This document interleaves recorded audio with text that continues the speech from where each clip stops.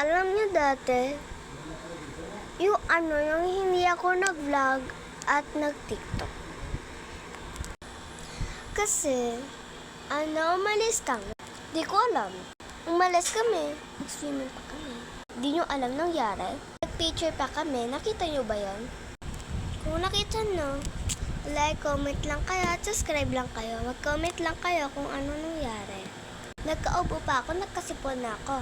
Wala na akong sipon na yun, natuubo na lang natira. At itatanong ko na.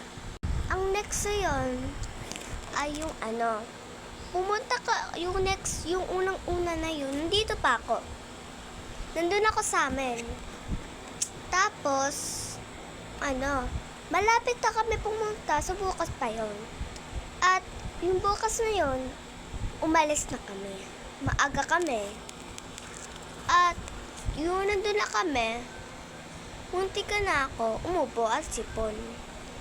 So yung bukas na yun, hindi mo na ako nagkaubo at nagkasipon.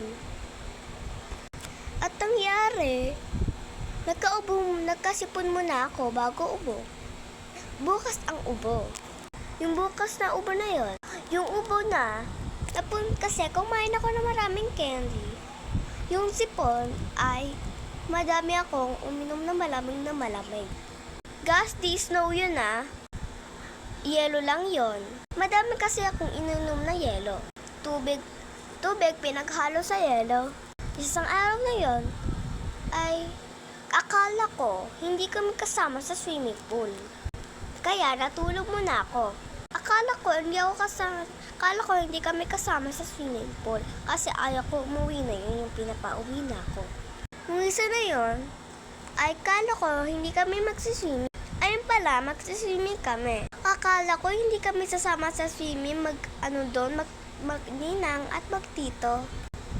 Sayang, kasama pa si ate. Sana hindi nakasama si ate. Kaya sama pa si ate.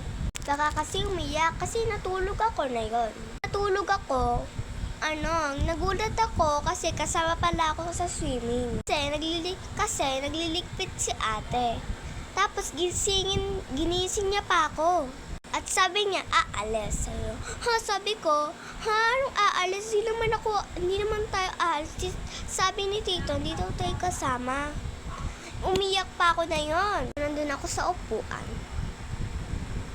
Ayaw na ba na yan? Kaya hindi ako nagbe-video, nagti-TikTok na yon.